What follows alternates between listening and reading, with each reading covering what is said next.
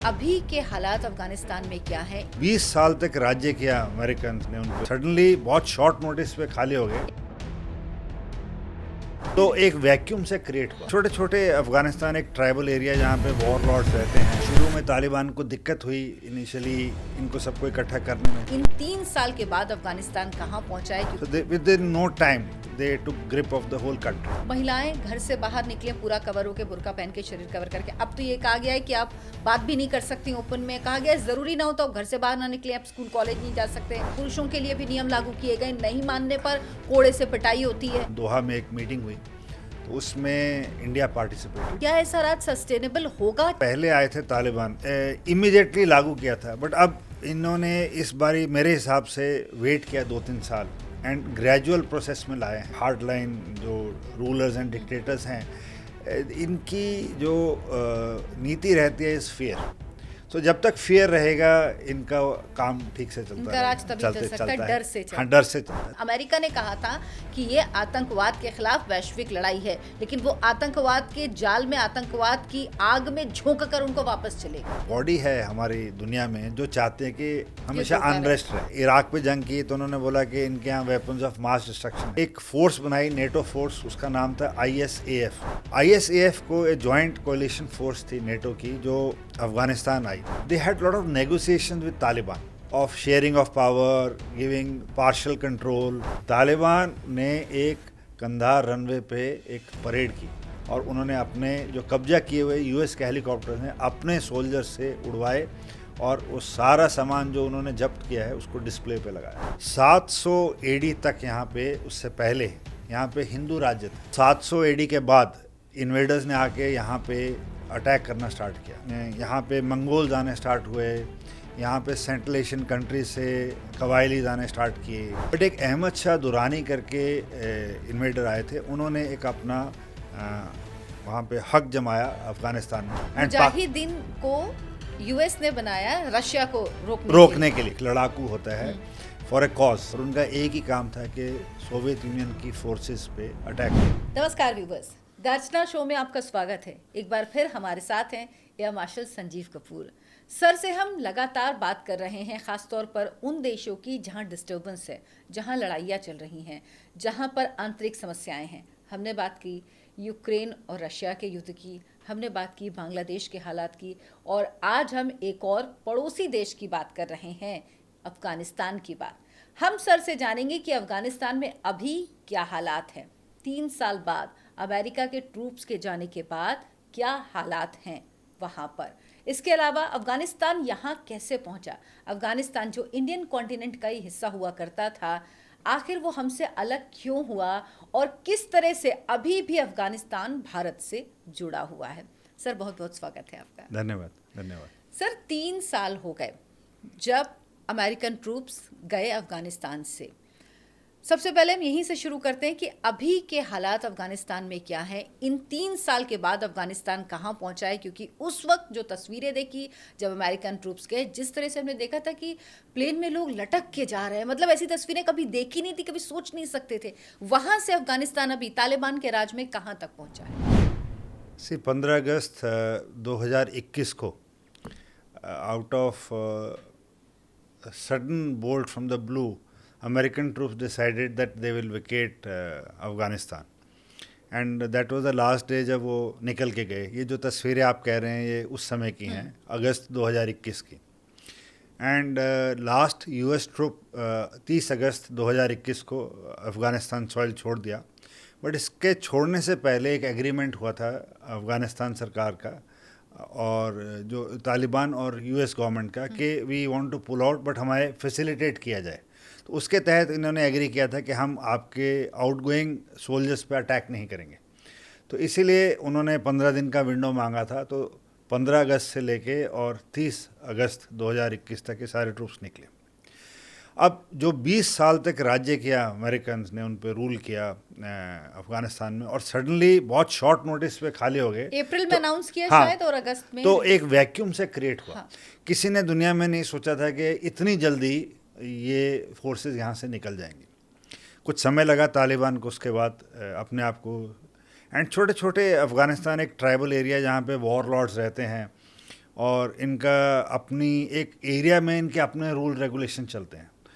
And इनकी जो ज़िरगा है which is equivalent of parliament, वहाँ पे भी ट्राइबल एरियाज़ की रिप्रेजेंटेशन रहती है। तो warlords in their own form have a loose kind of a coalition के ये रूल यहाँ तक चलेगा इस इलाके तक, इस इलाके के बाद मेरा रूल चलेगा। तो that is accepted by norm. मतलब तो कबीलाई जैसे कबीलाई होता है, हाँ वही बिल्कुल चल बिल्कुल रहा है। सेम माइंडसेट सेम वो। तो ये लोग शुरू में तालिबान को दिक्कत हुई इनिशियली इनको सबको इकट्ठा करने में, but as they had already ruled the country, so they, within no time, I think so in about 2 to 3 months, they took grip of the whole country and they established अपना पूरा परचम उन्होंने लहरा दिया। एंड उसके बाद से जिनके इनके जो लूज वो थे फैक्शंस, उनको चेतावनी दी कि या तो आप हमारे साथ मिल जाइए या आप एलिमिनेट हो जाएंगे। So few of them agreed, few of them have taken refuge in a place called खुरसान। अगर आपने देखा होगा तो वहाँ एक रेजिस्टेंस मूवमेंट तैयार हुई है अगेंस्ट तालिबान। तो they call themselves Islamic state of Khorasan. But इनके तालिबान के आते ही अलकायदा और जो इनकी लाइक माइंडेड हैं पार्टीज़, टीटीपी तहरीक तालिबान पाकिस्तान, वो इनके साथ मिल गई। तो अब इनिशियली इनको जो इन्होंने सामान जब्त किया था, जो इनको मिला था, जो अमेरिकन छोड़ के चले गए, उसको इन्होंने स्टॉक किया। But certain good things also they have done. इन्होंने जो लॉ एंड ऑर्डर है उसको कब्जे में लिया। इन्होंने करप्शन पे बहुत हेवी हैंड से काम किया। एंड इनका रूथलेस है, दे hang the people in public place so that. हाँ, ये तस्वीरें भी हम देख रहे हैं। और सर सबसे बुरी स्थिति महिलाओं की। हाँ वो भी मैं आ रहा हूँ उस पर। उसके बाद इन्होंने ओपियम जो कल्टीवेशन होती इलीगल, बिकॉज ऐसा माना जाता है कहीं पे कि 80% दुनिया में जो इलीगल ड्रग्स अफीम है हाँ, वो यहीं से उत्पन्न होती है।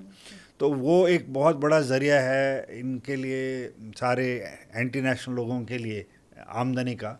तो उसको इन्होंने अपने कब्जे में लिया। कुछ इंडस्ट्रीज़ वगैरह थी उनको इन्होंने चलाने की कोशिश की है। By forces they are secluded by the bulk of the bodies of the world, barring initially 6 countries recognized जब ये 2021 में बने थे। और अभी दोहा में जुलाई में एक मीटिंग हुई इनकी, उसमें भारत ने भी पार्टिसिपेट किया first time as sending as one of their ambassadors, because India does not want in any way to be outside Afghanistan story. सो उन 2 जुलाई 2021 1 जुलाई 2021 दोहा में एक मीटिंग हुई, तो उसमें India participated. And I think so, दो आई हैव ज़्यादा data निकल के आता नहीं है तालिबान का, but going by the parameter, जब ये क्राइसिस हुआ 2021 में, तो $1 के प्रति इनकी करेंसी डिवैल्यू होकर 103 अफ़गानी तक पहुंच गई थी, और आज का रेट है 70 Afghani to $1। So it must be doing somewhere good कि इनकी करेंसी 30% अप्रिशिएट हुई है पिछले 3 साल में। So these are some indication that they have somehow got a grip on the system. लेकिन जो वहाँ के सिविलियंस हैं, जो लोग हैं, जो आम लोग हैं, उनके लिए कितनी बड़ी मुश्किल है। महिलाएं घर से बाहर निकलें पूरा कवर होकर, बुर्का पहन के, शरीर कवर करके। अब तो ये कहा गया है कि आप बात भी नहीं कर सकती ओपन में। कहा गया है ज़रूरी ना हो तो आप घर से बाहर ना निकलें, आप स्कूल कॉलेज नहीं जा सकते, आप सरकारी आप नौकरियां नहीं कर सकते। पुरुषों के लिए भी नियम लागू किए गए, नहीं मानने पर कोड़े से पिटाई होती है। तो ये किस तरह का राज है, और क्या ऐसा राज सस्टेनेबल होगा, चल पाएगा, ये इसके खिलाफ भी रिवोल्ट होगा? ये इन्होंने जब पहले आए थे तालिबान 1994 में, जब इनकी पूरी तरह से पावर आ गई थी, तो ये इमीडिएटली लागू किया था। बट अब इन्होंने इस बारी मेरे हिसाब से वेट किया 2-3 साल एंड ग्रेजुअल प्रोसेस में लाए हैं। They have brought in sharia law, and जैसा आपने कहा कि they are very very harsh on certain things, like you can't listen to music, you can't be roaming, you can't, no lady or a girl should move out without escorted by a family member. She should be covered from head to toe. She should not, now the latest I was reading कि she should not speak in a tone which public में जो है. So this is actually killing the fundamental rights of any human being, and so as to say. But that's the way they are, that's the way they have to have their grip. Because to sustain power at that level, the most important parameter is fear. And you see it in all this countries, चाहे वो north Korea हो, चाहे Iran हो, चाहे ये जो hard line जो rulers and dictators हैं, इनकी जो नीति रहती है इज़ फियर. सो जब तक फियर रहेगा इनका काम ठीक से चलता रहेगा, चलता है, डर से. तो एक एवरेज आदमी जिसके पास अभी ना खाने के लिए है, बिकॉज जितना बिजनेस था, जितनी अपॉर्चुनिटीज़ वो 20 साल जब अमेरिका यहाँ रहा, 2001 से लेके 2021 तक, मैं आपको इन टर्म्स ऑफ मनी बताता हूँ, तो 2001 से लेके 2021 तक अमेरिका ने इस जंग पे 2.3 ट्रिलियन डॉलर्स, जिसको अगर हम रुपए में कन्वर्ट करें तो 2,30,000 करोड़ रुपए खर्च किए इस युद्ध पे. और इसकी क्या वो है कि इन्होंने तालिबान से पावर ली 2021 में, 2,30,000 करोड़ रुपए खर्चे, और कम से कम 2 से 2.5 लाख आदमी दोनों तरफ के मिला के मरे. यूएस के खुद के करीब 6 से 8 हज़ार लोग मरे हैं, सोल्जर्स, कॉन्ट्रैक्टर्स एंड उनके सपोर्ट स्टाफ. एंड उसके बाद इन्होंने वो देश छोड़ दिया.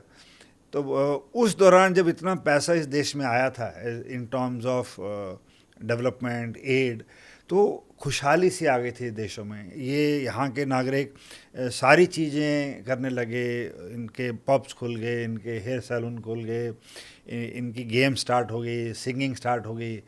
तो जो इनकी लाइफ थी 1973 से पहले, मैं उसके जब मैं हिस्ट्री पे आऊँगा तो मैं आपको बताऊँगा कि 1973 was the turning point in the recent history of Afghanistan. जब अभी हम थोड़ा सर अमेरिका पे बात करते हैं, फिर हम इतिहास पे आएंगे, और बड़ा इंटरेस्टिंग है अफगानिस्तान का इतिहास. जब आपको सर बताएंगे तो आपको पता लगेगा कहाँ से कहाँ आ गए, कहाँ से क्या से क्या हो गया.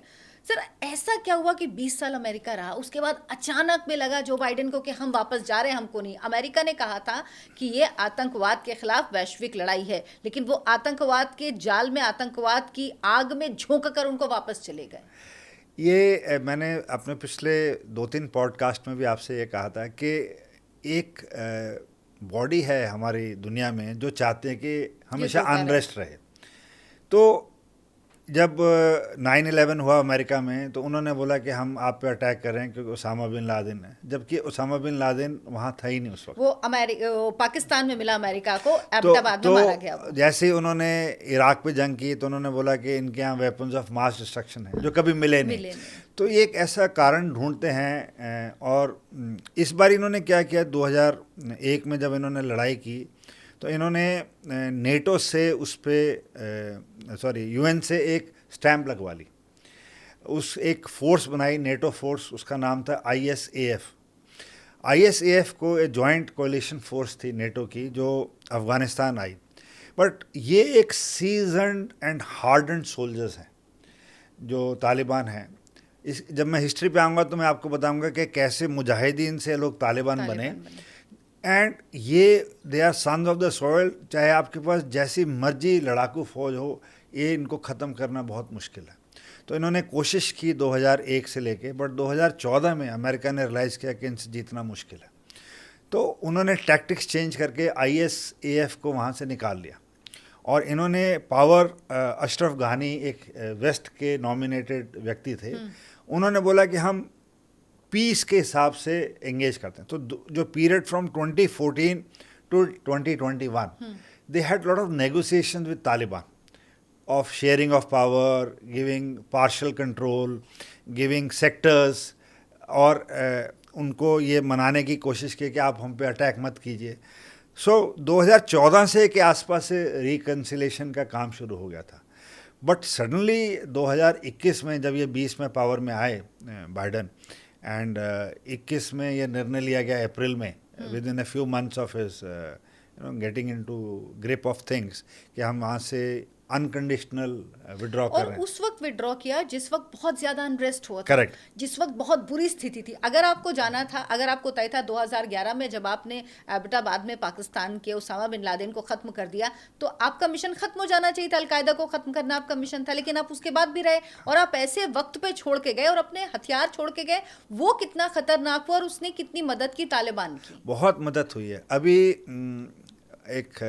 मैं वीडियो देख रहा था इसी साल, कंधार में तालिबान ने एक परेड की है, जैसे हमारे यहाँ पे 26 जनवरी को परेड होती है रिपब्लिक डे की, to celebrate their victory over US forces of all the captured armoured and helicopters and aeroplanes. Taliban ने एक कंधार रनवे पे एक परेड की और उन्होंने अपने जो कब्जा किए हुए यूएस के हेलीकॉप्टर्स हैं अपने सोल्जर्स से उड़वाए और वो सारा सामान जो उन्होंने जब्त किया है उसको डिस्प्ले पे लगाया। तो उनको बहुत हद तक फ़ायदा हो गया कि उनको बैठे बिठाए सारा असला बारूद जो छोड़ के गए हैं, इक्विपमेंट जो छोड़ के गए हैं, टेलीकम्युनिकेशन इक्विपमेंट और जितने उनके मिसाइल लॉन्चर वो सब वहाँ से छोड़ गए हैं। और एक अजीब सा सीन है, अगर आपको सबको याद होगा 2021 में, कि जो देश 20 साल तक रूल करके गया है, कैसे उनको खदेड़ के उनको निकाला गया वहाँ से, और वो जान बचा के जैसे भागते हैं। उन्होंने फोर्टिफाई कर दिया एरिया और फिर उसके बाद से अपने आप को सीमित करते करते करते गए। काबुल में ग्रीन जोन बनाया, उससे सटकते हुए अपने एयरपोर्ट पे आए, एयरपोर्ट पे फिर किया, सिर्फ अपने लोगों को पहले निकाला और फिर अगले 15 दिन में पूरा देश खाली कर दिया। तो ये मेरे हिसाब से एक सोची समझी, ज़्यादा सोची समझी और प्लान्ड एक्टिविटी नहीं लगी मेरे को कहीं पे, क्योंकि अगर आप 20 साल वहाँ रहे हैं तो आप थोड़ा स्पेस और कर सकते हैं। हाँ जी, आप देखेंगे कि जब सिचुएशन सबसे ज्यादा मुफीद है आप तब जाएंगे, ऐसे में नहीं जाएंगे जब सबसे ज्यादा मुश्किल में है वो लोग, आप उनको छोड़ के आ गए। हम भारत के साथ संबंधों की भी बात करेंगे सर, लेकिन उसके पहले हम इतिहास की बात करते हैं, अफगानिस्तान की इतिहास की। अफगानिस्तान जो इंडियन कॉन्टिनेंट का हिस्सा था, अफगानिस्तान जो एक समय पे वो इतना प्रोग्रेसिव कंट्री था कि वहाँ पर वेस्टर्न ड्रेसेस महिलाएं पहनती थी, वहाँ से अफगानिस्तान यहाँ तक कैसे पहुँचा, क्या कुछ हुआ इसके बीच में? अफ़गानिस्तान एक बहुत इम्पॉर्टेंट देश है दुनिया के लिए। तो अगर आप टाइमलाइन देखें इन बिफोर क्राइस्ट के पीरियड से, तो यहाँ पे पढ़ने में आया है कि बेबीलोनियंस थे, मैसिडोनियंस थे, 700 एडी तक यहाँ पे, उससे पहले यहाँ पे हिंदू राज्य था। तो हिंदू राज्य था और यहाँ पे हिंदुज़म और बुद्धिज़्म फॉलो की जाती थी। बट समहाउ 700 एडी के बाद इन्वेडर्स ने आके यहाँ पे अटैक करना स्टार्ट किया एंड धीरे धीरे वी फाउंड के यहाँ पे मंगोल्स आने स्टार्ट हुए, यहाँ पे सेंट्रल एशियन कंट्री से कबायलीज आने स्टार्ट किए एंड ये चलता रहा। यहाँ पे एक 1700 के आसपास में period from 700 AD to 1700 AD was just unrest because they were capturing power between one kingdom to the other. But एक अहमद शाह दुरानी करके इन्वेडर आए थे, उन्होंने एक अपना वहाँ पे हक जमाया अफ़गानिस्तान में और उन्होंने पावर दी दोस्त मोहम्मद खान को। दोस्त मोहम्मद खान से पावर गई तैमूर शाह के पास और उन्होंने 3 बड़ी कौंसिल वहाँ पे एरियाज़ बनाए, प्रोविंसेस, हेरात, कंधार और काबुल के। तो यहाँ पे करीब 1800 के आसपास थोड़ी सेम्बलेंस आनी स्टार्ट हुई अफ़गानिस्तान में। अब Afghanistan was acting as a buffer state between the British Raj and the Russian empire. So जैसे हमने उस दिन डिस्कस किया था कि रशिया बफर रखना चाहता है नेटो के साथ, ऐसे British wanted to keep buffer with the Russian, because Russia नीचे की तरफ बढ़ता आ रहा था साउथ ईस्ट डायरेक्शन में कब्जा करते हुए, and the Britishers wanted to capture Afghanistan. तो अगर आपने हिस्ट्री में याद होगा तो 3 एंग्लो अफ्रीकन वॉर्स हुई थी। तो पहली हुई थी 1839 से 1842 तक, दूसरी एंग्लो अफ़गान वॉर हुई 1878 से 1880 तक, और अगर आपने एक पिक्चर आई थी अक्षय कुमार की केसरी सॉरी, वो है बैटल ऑफ सारागढ़ी, वो भी इसी दौरान पे थी जब ये लड़ाई चल रही थी अफ़गानी कबाइलियों और उनके बीच में और ब्रिटिश ट्रूप्स के बीच में। तो सिख रेजिमेंट जब वहाँ पोस्टेड थी, तो ये सारागढ़ी की लड़ाई 1897 की है। बट जो लास्ट लड़ाई हुई थी जो डिसाइसिव थी वो थी थर्ड एंग्लो अफगान वॉर, और उसके बाद एक ट्रीटी हुई रावलपिंडी में between the king of Afghanistan and British empire to say कि हम एक दूसरे पर अटैक नहीं करेंगे। एक लूज काइंड ऑफ ए संधि रखी और उसमें यह बोला गया कि हम को एग्जिस्ट करेंगे, you have certain powers in our country, and that's how lose British control था अफगानिस्तान पे टिल दे लेफ्ट इन 47। और वहाँ एक राजा थे लास्ट किंग जहीर शाह, जो आप पीरियड कह रहे हैं कि हर चीज़ वहाँ नॉर्मल थी। It was like any progressive country. If you see pictures of Iran, it was a very progressive. हाँ, एंड अफगानिस्तान ज़हीर शाह के नीचे बहुत प्रोग्रेसिव था। बट 1973 में जब ज़हीर शाह निकले तो चीज़ें ख़राब होनी शुरू हुई। सो जब मैं अफ़गानिस्तान को पढ़ रहा था तो मैं आप सबकी उस नॉलेज के लिए इसको दो भाग में बांटता हूँ। एक पीरियड था 1978 से 1989 का, और दूसरा पीरियड था 1990 से 2001 का, दोनों 11 साल की पीरियड। अब इस पीरियड में क्या हुआ? सो जो पहला पीरियड था 1978 से 1989 तक का, उसमें एक वहाँ पे अनरेस्ट स्टार्ट हुआ अफगानिस्तान में, and Soviet backed people started to do a coup, and 1980 के आसपास एक बाबरा कमाल करके व्यक्ति हैं उनको वहाँ का राष्ट्रपति बना दिया गया। एंड इस दौरान काफ़ी लड़ाई स्टार्ट हुई, एंड 79 से ही रशियन ट्रुप्स अफ़गानिस्तान के अंदर आ गए, उन्होंने कब्जा कर लिया, एक अपने आदमी को वहाँ का वो बना दिया प्रेसिडेंट। एंड इस लड़ाई में 10 लाख से ज़्यादा लोग मारे गए, 10 लाख से ज़्यादा लोग मारे गए। इस लड़ाई में जो रशिया के जवानों और इनके बीच में, मुजाहिदीन के बीच में हुई थी, कि 15,000 से ज़्यादा सोवियत सोल्जर मारे गए। और अमेरिका ने क्या किया, उन्होंने एक अपॉर्चुनिटी सेंस की, तो they started funding Mujahideen who were against the Soviet invasion by providing them arms, ammunition, training. And Mujahideen को यूएस ने बनाया रशिया को रोकने के लिए। सर, मुजाहिदीन क्या है, ये एक बार अगर हम लोगों को Mujahideen is a word in Pashtun, is called A fighter, जो एक लड़ाकू होता है फॉर ए कॉज। तो वो मुजाहिदीन को प्रॉपर ट्रेनिंग पाकिस्तान के यहाँ मिली, पाकिस्तान की मदद से, फंडिंग सारी अमेरिका से आई, और उनका एक ही काम था कि सोवियत यूनियन की फोर्सेस पे अटैक करना, क्योंकि सोवियत यूनियन ने अफगानिस्तान पे कब्जा कर लिया था। ये वो वक्त था जब कोल्ड वॉर चल रही थी यूएसएसआर और यूएसए के बीच में। हाँ जी।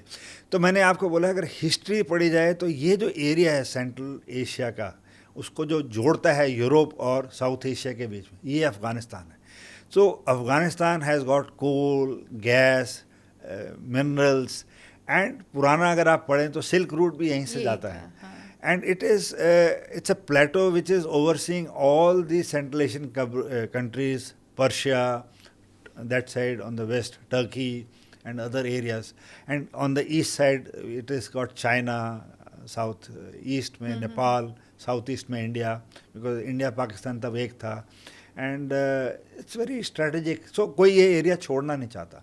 So then अमेरिका 1983 से काफ़ी हावी हो गया. तो कुछ पिक्चरें आपको नेट पे दिखेंगी या आप खोजिए किताबों में, तो रोनाल्ड रीगन ने मुजाहिदीन को अमेरिका बुलाया. तो आप देखेंगे कि उनकी साफ़ा डाल के और दाढ़ी वाले मुजाहिदीन वाइट हाउस में बैठे. 1986 में अमेरिका ने स्टिंगर मिसाइल्स दी मुजाहिदीन को. They started shooting down the attack helicopters, because helicopters, Russian attack helicopters were creating havoc on mujahideens. तो ये लड़ाई चलती रही. बट इसी दौरान में रशिया के अंदरूनी हालात थोड़े ख़राब होने स्टार्ट हुए. This is just breakup before breakup of USSR. तो they couldn't afford to have their presence in Afghanistan also, and उनके अपने देश में टर्मिनल. सो उन्होंने एक अपना व्यक्ति है मोहम्मद नजीबुल्लाह, तो उनको प्रेसिडेंट बना दिया 1987 में. रशियंस ने उनको बोला कि आप हमारे यहाँ पे व्यक्ति हो और आप अफ़गानिस्तान संभालिए और हम धीरे धीरे निकलते हैं. तो इस दौरान अमेरिका और पाकिस्तान ने दबाव डाला और 1988 में एक जिनीवा पीस अकॉर्ड साइन किया गया, जिसके तहत रशिया ने बोला कि हम यहाँ से विड्रॉ कर लेते हैं.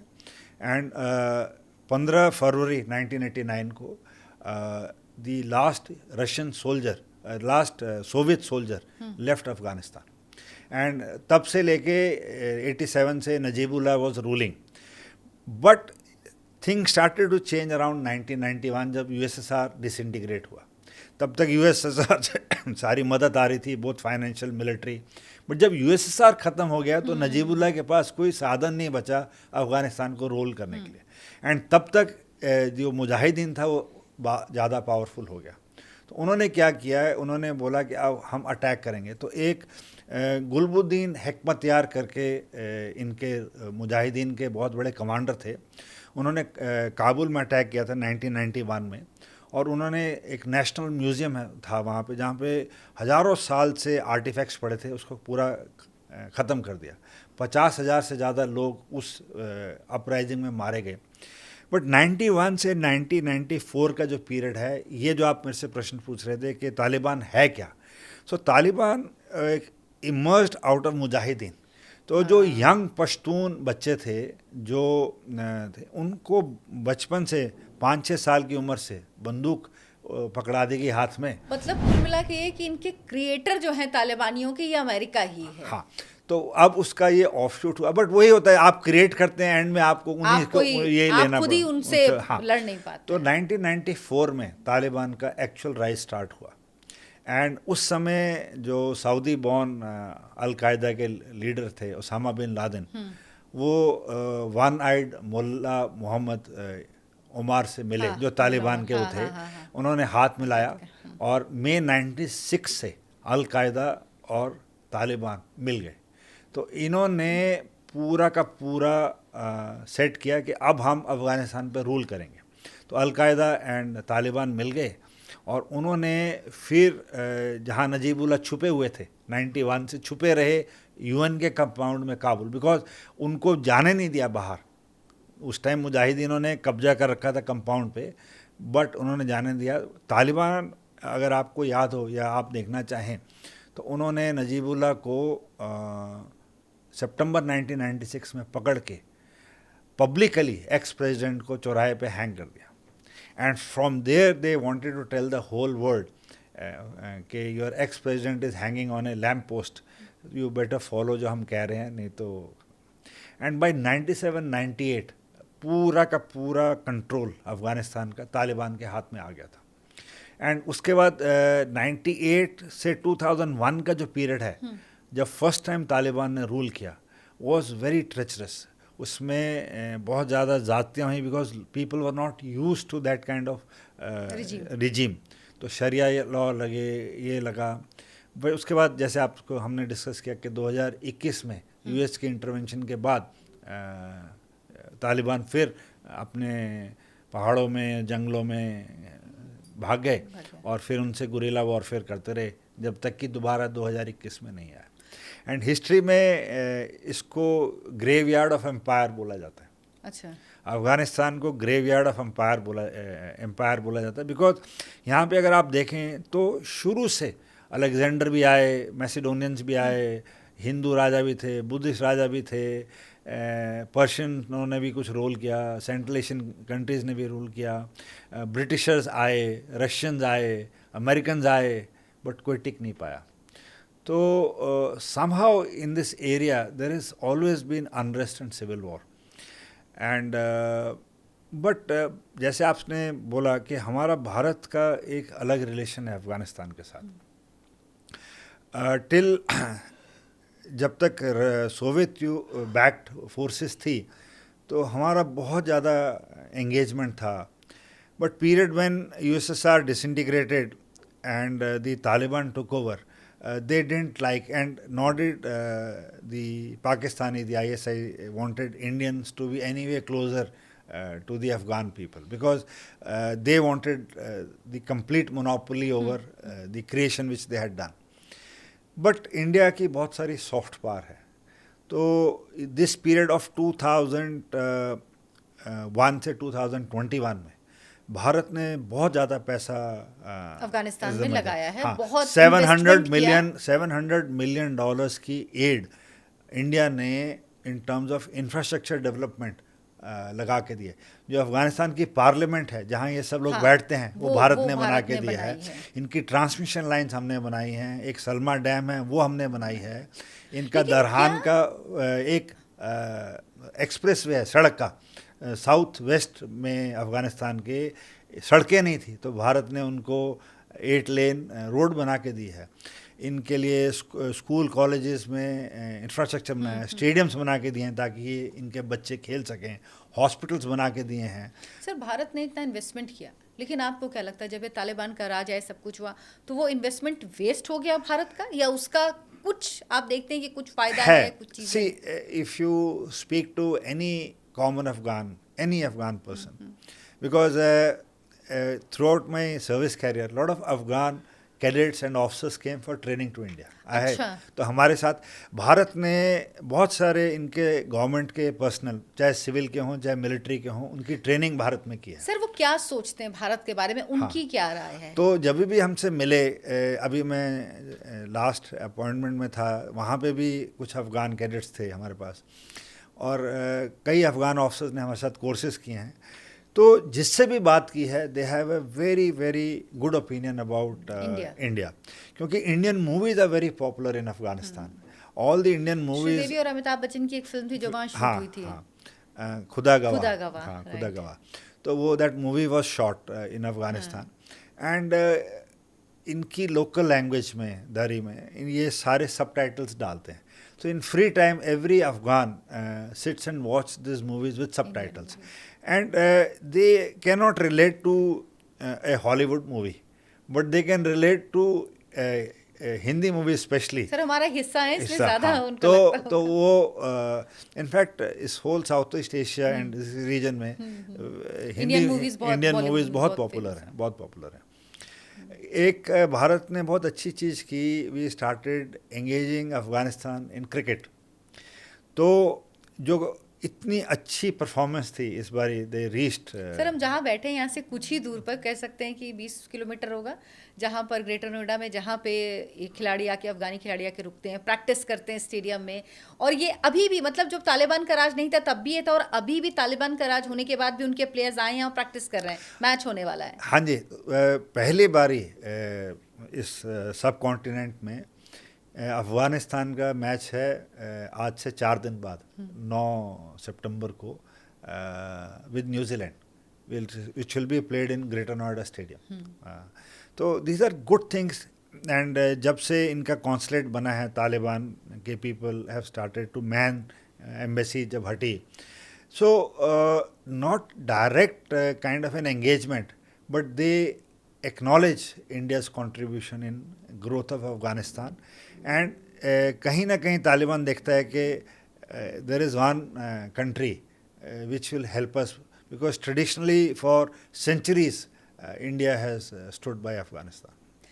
पाकिस्तान में जब तालिबान का राज आया तो पाकिस्तान बड़ा खुश था, ये भी था कि आईएसआई ने मदद भी की उसके, तालिबान की अफगानिस्तान में आने के लिए।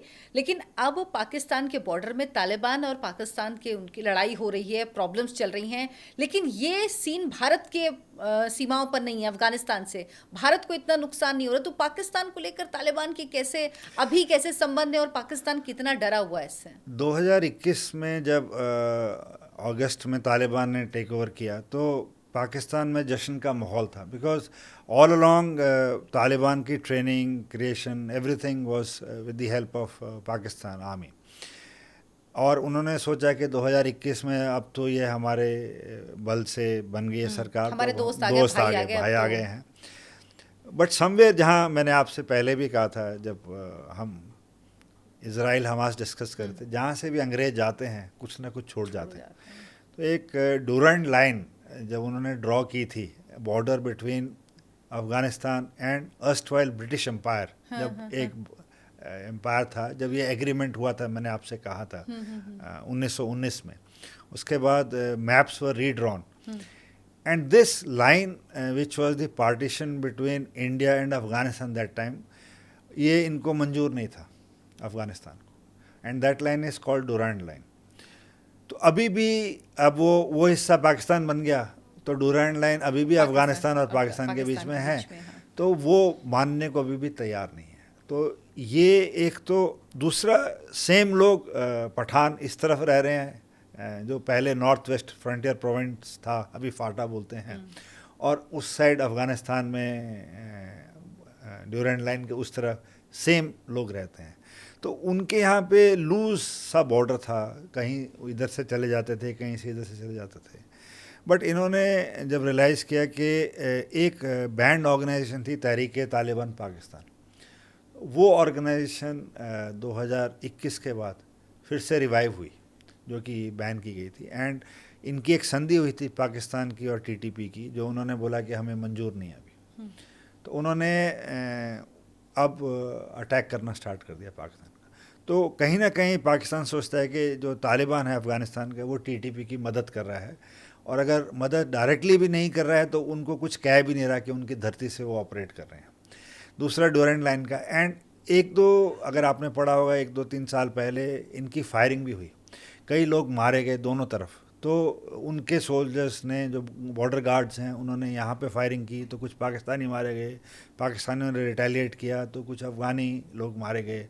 तो जो पहले फ्रीडम थी अक्रॉस आने जाने की पठानों के बीच में या इन दोनों देशों के बीच में, वो काफ़ी हद तक अब नियंत्रित हो गई है। तो अभी चेक पोस्ट बन गई हैं, अब उतनी फ्रीली लोग आ जा नहीं सकते। एंड बट जो रोड का रूट है, बिकॉज ये लैंडलॉक कंट्री है, तो यहाँ पे सी तो है नहीं, तो जो सप्लाईज़ हैं, मेडिसिन्स हैं, राशंस हैं, वेजिटेबल्स हैं, जो चीज़ें हैं, वो बाय रोड अभी भी पाकिस्तान के थ्रू ही अफ़गानिस्तान आती हैं। एंड अभी अफ़गानिस्तान कोशिश कर रहा है कि नॉर्थ से या वेस्ट से अपना वो करे connection, so that they are not dependent on this road alone for the supplies. Pakistan शायद एक ख्वाब देख रहा था जब तालिबान आया अफगानिस्तान में, कि भारत को अनरेस्ट करने के लिए, उसका साथ देने के लिए कोई आ गया, शायद कश्मीर में अब वो ज़्यादा अनरेस्ट पैदा कर पाएगा। लेकिन ऐसा कुछ हुआ नहीं, उसके मंसूबे कहीं कामयाब नहीं हुए। तो ये क्या, जो भारत के हमेशा अफगानिस्तान से रिश्ते रहे हैं, उनका असर है? तालिबान भी ये जानता है कि कितना भी हो, उसने अपनी कंट्री में कितनी भी बुरी स्थिति कर रखी हो, लेकिन वो जानता है कि भारत ने कितनी मदद की और ज़रूरत पड़ी तो अभी भी मदद कर रहा है। आप देखिए, जब कोविड आया 2020-21 में, भारत ने अनकंडीशनल मदद की। उस टाइम तो खैर यूएस का कंट्रोल था उसके ऊपर। हमने डॉक्टर्स, एड्स, हॉस्पिटल्स, वैक्सीनेशन, तो ये मेमोरी उनके दिमाग में अभी और फ्रेश है। पाकिस्तान किसी को देने लायक कुछ है है नहीं, सिर्फ वो युद्ध के। वो एक एक वहाँ का नागरिक भारत के प्रति काफ़ी सहानुभूति रखता है और कहता है कि ये हमारे दोस्त हैं। तो ये जो ट्रस्ट है, जो ये गुडविल है, probably may be one of the factors जिसके कारण दिस काइंड ऑफ थिंग्स जो आप कह रहे हैं नहीं हुई हैं। सर, जब ये हार्डलाइनर्स होते हैं, जब ये राज करते हैं, जैसे तालिबान जैसे जो अभी अफ़गानिस्तान में हैं, इनकी रिजीम है, ये आम लोगों के लिए कितना मुश्किल होता है जीवन? क्योंकि ह्यूमन राइट्स जो होते हैं उनका कोई मतलब नहीं रह जाता, किसी आम नागरिक के कोई अधिकार नहीं होते हैं, और ख़ास तौर पर जब शरिया लॉ जैसी चीज़ लागू कर दी जाए तो वहाँ पर तो आपके सारे अधिकार वैसे ही ख़त्म हो जाते हैं। आज ही मैं सुबह पढ़ रहा था कि नॉर्थ कोरिया में फ्लड्स आए, उनके लीडर ने 300 लोगों को 300 अफसर्स को मरवा दिया। तो कोई लॉजिक नहीं है। फ्लड की मैनेजमेंट ठीक नहीं हुई तो उन्होंने बोला कि 300 लोगों को मरवा दिया। तो इसी टाइप की डिक्टेटरशिप, जहाँ पे कोई रूल नहीं है, कोई रेगुलेशन नहीं है, कोई ट्रायल नहीं है, कोई जस्टिफिकेशन नहीं है, ये जो रूल होता है ये रूल ऑफ फियर होता है। तो मैंने आपसे पहले भी कहा कि जो कॉमन आदमी है वो बहुत बुरी तरह पिसता है, क्योंकि जो साधन हैं आमदनी के वो कम हो जाते हैं, ट्रेड कम हो गया है, टूरिज़्म ना के बराबर हो गई है, जो इनकी प्रोडक्शन है वो कुछ खास है नहीं, क्योंकि जैसे विंटर आती है वहाँ पे सब चीज़ें उगना बंद हो जाती हैं, तो दे आर डिपेंडेंट। थोड़ा कोल है which they provide to plants in and around power plants in Pakistan and other Central Asian countries. And or with restriction on girls and women moving out, they have confined the society to a very large extent. And I think so they have no choice at this stage, but they'll have to go through this phase till things change again. It will change? I hope so. I hope so. उम्मीद हम सभी ये करते हैं कि शायद बदलाव हो और होना भी चाहिए। और जब हम ऐसे देशों की बात करते हैं तो हमको एहसास होता है कि हम कहाँ रह रहे हैं। हम एक ऐसी जगह रह रहे हैं जहाँ हमको हर बात की आज़ादी है। यहाँ महिला पुरुष में फ़र्क नहीं है। कानून जो अधिकार एक पुरुष को देता है वही हमारे देश में महिला को देता है। हमारे ऊपर कोई बंदिशें नहीं हैं। हमारी सरकार कानून से काम करती है, लेकिन उसके बावजूद भी एजेंडा चलाने वाले, नैरेटिव बनाने वाले अपने तरह के नैरेटिव चलाते रहते हैं। लेकिन आपसे जब भी ऐसा कुछ कहा जाए, आप ज़रूर इन देशों को देखिए कि वहाँ पर क्या स्थिति है और किस तरह से लोग रह रहे हैं और आप कैसे रह रहे हैं। तब शायद आप ये फ़र्क महसूस कर पाएंगे। सर के साथ हम लगातार ये सीरीज़ चला रहे हैं और हम पड़ोसी देशों की बात कर रहे हैं। हम आने वाली सीरीज़ में बात करेंगे म्यांमार की, बात करेंगे हम श्रीलंका की, बात करेंगे और अपने पड़ोसी देश जो हमारे लिए हमेशा कोई ना कोई मुसीबत खड़ी करने की कोशिश करता रहता है, पाकिस्तान, उसकी बात भी ज़रूर करेंगे। चाइना की बात करेंगे क्योंकि स्ट्रैटेजिक तौर पर भी चाइना भारत के लिए बहुत इंपॉर्टेंट है। ये सारी सीरीज़ हम आपके लिए लगातार लेकर आएंगे और सर से इस पर चर्चा करेंगे। सर बहुत बहुत धन्यवाद आपका। Thank you so much. धन्यवाद, thanks, thank you very much.